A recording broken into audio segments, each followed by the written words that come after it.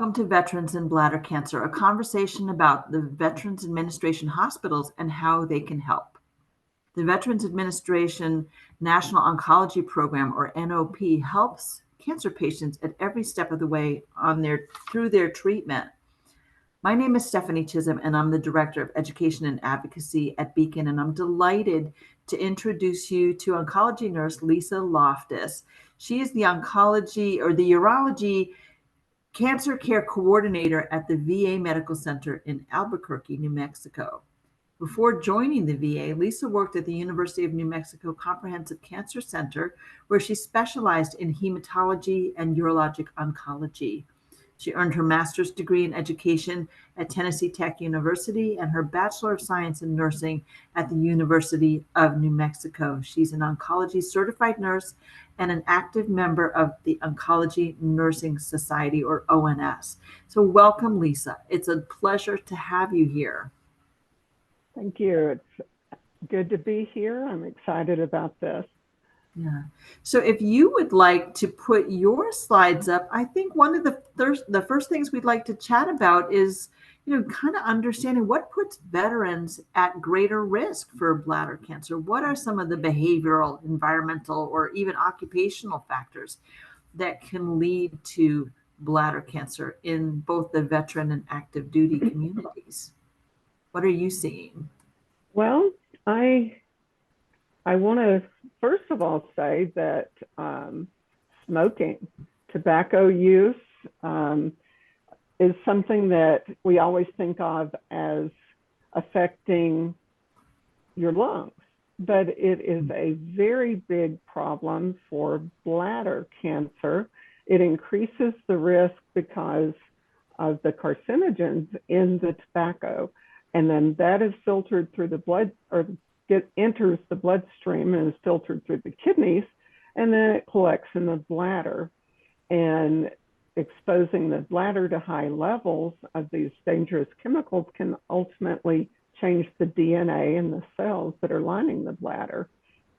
And so it is a huge risk factor for bladder cancer. And even stopping after you get bladder cancer can increase the chances of more successful treatment. Another thing is increased age, and that's true with almost any cancer. As we get older, we have changes to our cells that can lead to a cancerous response and can increase our risk for a variety of things: skin cancer, bladder cancer, and a number of others. If you have a family history of bladder cancer, that's going to increase your risk, and especially if there are certain genetic variations that run in families that can be linked to increasing your chance of getting bladder cancer. Interestingly, extended urinary catheter use can increase risk for bladder cancer. Sometimes catheters are absolutely necessary, but if you've noticed, when you're in the hospital and they use a catheter as a temporary thing, they try to remove it as soon as possible. If you've had previous cancer treatments, maybe radiation or chemotherapy in the same area, that can increase your risk for bladder cancer later. Environmental factors such as arsenic levels in water, for example, well water, even water treated with chlorine, like in our municipal areas, that can increase the risk for bladder cancer. An unusual thing that we don't see very often, in fact, I don't think I've ever seen it, but certain parasites in maybe the Middle East or Africa can increase your risk of getting bladder cancer. Yeah, that's probably a greater risk for people that might have been stationed in some of those locations. That parasite is known as schistosomiasis, and part of the problem is it gets into the human urinary system and lays eggs that then can be an irritant that can cause bladder cancer at a later time. So suppose when, if you were stationed in the Middle East or parts of Egypt, that might be a significant problem. Absolutely. You mentioned a few other things too, in terms of the environmental exposures. These are things like arsenic in the water that could be impacting everybody, not just the veteran community. But we do know that the veterans who were stationed at some point at Camp Lejeune, or Right. veterans who were exposed to PFAS fighting chemicals as part of their job in the military, those veterans are at greater risk, as are veterans who were exposed in Vietnam to Agent Orange or any of the rainbow of herbicides that were used to kill foliage. They have greater levels of arsenic and other chemicals in them. And it is presumed to be caused by Agent Orange exposure. And one of the things that BCAN is making part of our advocacy efforts for 2024 is we believe that in the PACT Act, which is designed to look at environmental toxins with veterans of modern warfare, we think that somehow they just forgot to put bladder cancer on there because kidney cancer is on there. So BCAN is working very hard for the next year to really make sure that we can get that straightened out so that burn pits also include bladder cancer as a presumptive condition, so that veterans who might have been exposed and have been, stationed in places where the burn pits were happening right near their bases or in their bases would be eligible for disability benefits that would cover under that PACT Act. So we want to make sure that if you're interested in being part of that, we're going to drop the link to sign up for our veterans advocacy into the chat box at the bottom of your screen. But I think that it's really impactful. I know you mentioned the catheter use, and I don't know, Lisa, this is just me asking a question because I've been in this business for a long time.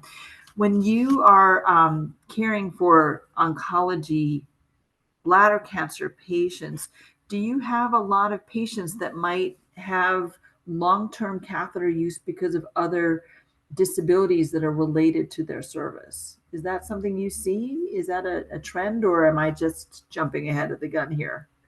Um, Catheter use is not something that would generally be like a automatic requirement for bladder cancer. Most of our bladder cancer patients who have catheters have them because of other comorbidities. Right.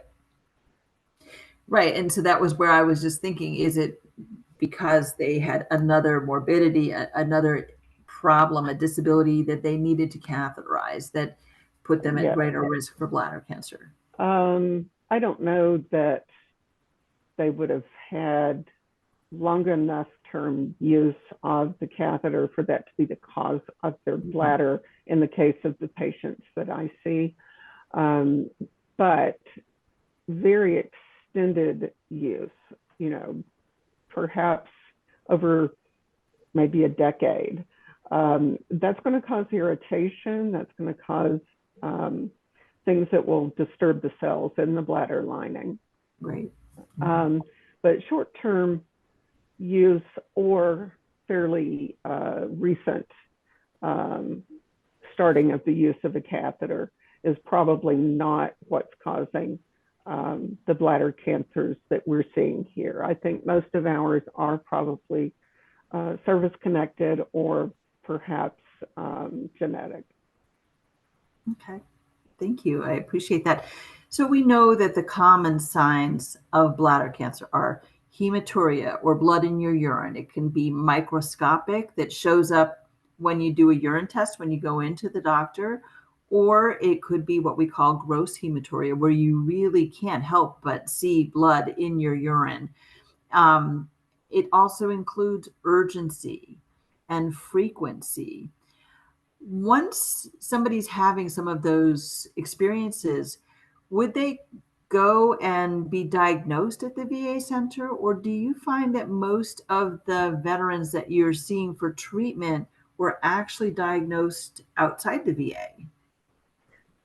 What we typically see is that someone will come to the VA, to their primary care provider, or to the emergency room because of the gross hematuria.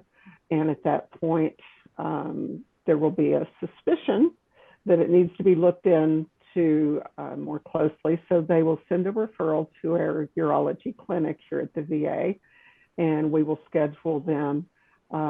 And at the time they're scheduled, we go ahead and generally set up a cystoscopy so that we can get a better idea of what's causing this and see if we see any lesions inside the bladder that we might need to biopsy. If things look suspicious, then we will schedule an operating room visit for them to actually obtain the tissue for the pathology. And then we can have them come back and we'll discuss the treatment options that they have. As far as the microhematuria, where they don't notice it, but someone else does, that usually comes from just some routine lab work, just a urine test or something that maybe the primary care is doing. And they're checking perhaps for something else. They notice the blood in the urine, and then again, a referral is usually initiated for the urology clinic just to check it out. Everyone who gets referred to us for blood in the urine is definitely not diagnosed with bladder cancer. So it's not something for someone to have undue concern about, but they do need to keep the appointment if it's scheduled. Mm-hmm. Absolutely.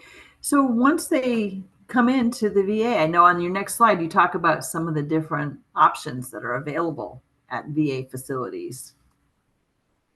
There's no routine screening test for bladder cancer, like where they can do like a blood test or something and say, oh, you've got bladder cancer. But while there's not routine things, you can still have screening to try to catch things early. And those screenings are going to involve generally checking urine, doing cystoscopies. There's even urine cytology that can be beneficial. It can, that's where they check your urine for abnormal cells and see if any of those seem to have cancerous properties.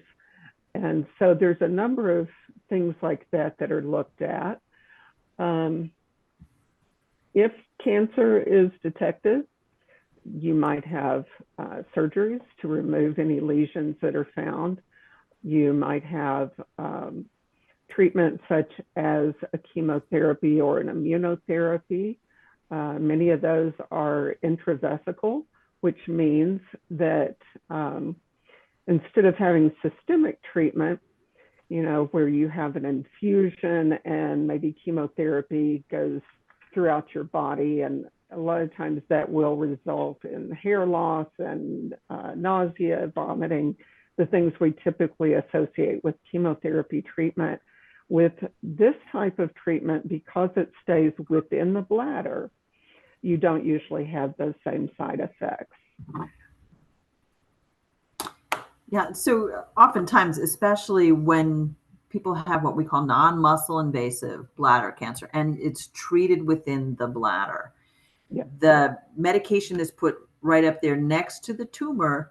And as you just pointed out, you know, you don't get the same effects that you get with systemic chemotherapy that goes in through one of those ports into your veins and it travels around your body. And that's where people get hair loss. And I think that's one of the issues that kind of sets some bladder cancer patients apart from other cancer patients in that they don't look like they have cancer because they don't have any of those typical characteristic chemotherapy side effects. And so that's what makes it sometimes a little more challenging because they are still fighting a cancer and they're still going for regular treatments, just like all bladder cancer patients are being treated. And that's where it becomes really hard, because people say, well, I thought you got this treated. And, even though the treatment may take a number of months of these intravesical in the bladder treatments, and then routine follow-up every year to make sure that you maintain the protection that those treatments have provided, it's a little bit hard, because patients themselves still know that that cancer is there, but everybody else doesn't. So it makes it a little bit more of a challenge. So essentially, really all of the treatments that are commonly available in any of the large hospitals or even in the community practices that are not military are provided at the VA. Yes. But now the oncology program, the National Precision Oncology Program, is a separate thing that's really focused on veterans with cancer, and it provides a lot of other services. So what are some of the other things that are available through the VA that I think perhaps some of our participants might not even be aware of? The VA offers the treatments for bladder cancer, but any kind of oncology patient can benefit from nutritional assistance. We have referrals that we can make for our nutritionists, including the recent addition of oncology nutritionists who are specially trained and certified to work with oncology patients to increase the body's ability to respond to some of these treatments and to help them as they're fighting the cancer. We also have physical therapy of various types that we can refer people to here within the VA, or for something more specialized, or if there's too long of a wait time, we can refer them out to the community.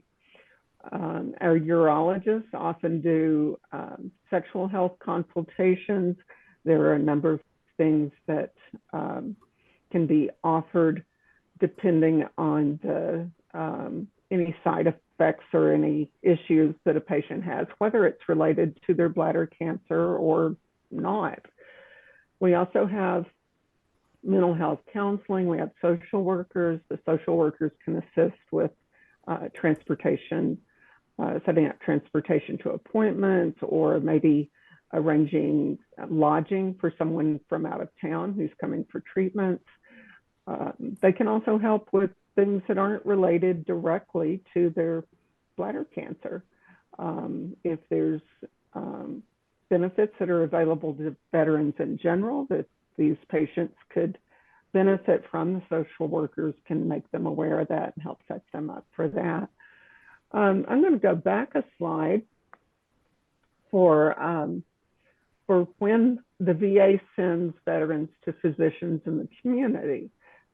We offer many, many treatments here, but there are times that we refer to our partners in the community. And that's if there's too long of a drive to get to the treatment here in Albuquerque. We are in New Mexico. It's a very rural state, very large state geographically. And sometimes our veterans just cannot make it to Albuquerque for the frequent treatments that they would need.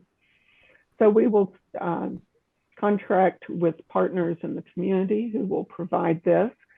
Then once that is finished, if they prefer to come back to the VA for their less frequent follow-ups, we can do that, or we can renew the contract and let them continue to be seen in the community if the distance is too much of a barrier. Also, we sometimes have scheduling difficulties, not generally for treating bladder cancer, but maybe for imaging that we need to see perhaps if the cancer might have spread, or other imaging that might be needed. Sometimes we'll have a machine that's down, or we'll be behind a little bit for one reason or another. If we can get it done more quickly in the community, then that referral is made. because we want to get the best and the most timely treatment for our veterans that we can. There are also times when the VA does not offer a treatment that might be necessary. For example, if radiation oncology is needed for a particular cancer, we don't offer that at our Albuquerque VA location. So we would be able to do a community consult for that to occur. And then once it's finished, they could return to us. We can certainly do the follow-up. We can do the cystoscopies. We can do the blood tests. We can follow anything else, but the actual, some treatments we do not offer. So we send those to the community. So you're doing a lot of care coordination in terms of making sure that the veterans that come in through the Albuquerque VA have access to all of these things. I wonder, is there somebody like you in each of the VA centers, or is it dependent on the fact that maybe Albuquerque is a larger center? Or, what do people do across the country within the VA system? Is there always going to be somebody who could do what you do for the veterans that come into their local center? I think more and more of the VA medical centers are making sure that they have cancer care coordinators for various clinics and sections. I know that we have, I just do urology. We also have cancer care coordinators for other areas of need. And I think this is becoming more and more common throughout the VA system. Cancer care coordinators, as far as I know, are not in the CBOX, the community-based outpatient clinics, like where they might be able to go for their primary care. We don't have cancer care coordinators in those, I don't believe. But in the medical centers, we are pretty prevalent. It's something that you can actually just call the main number and ask to speak with the cancer care coordinator. If there is one, the operator should be able to put you right through. Sometimes they don't know which coordinator does which specialty, so they might put you through to the wrong one. We all kind of know each other, so we will help guide you to whoever you need to speak with.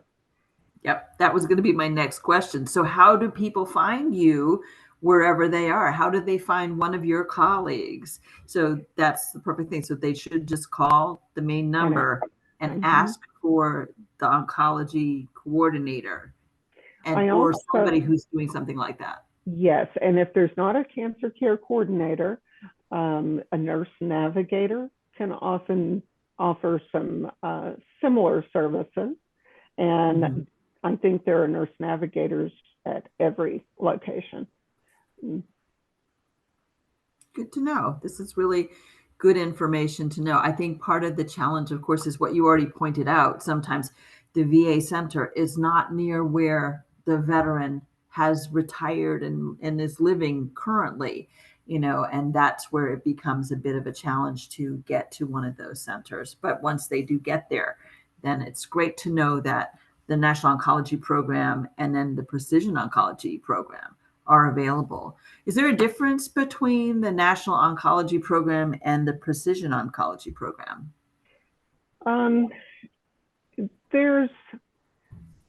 There's a little difference. They work together. One is a little more focused on specific programs. The other one is just kind of like the overarching umbrella for that. We don't personally have a lot of involvement with the NOP or the NPOP.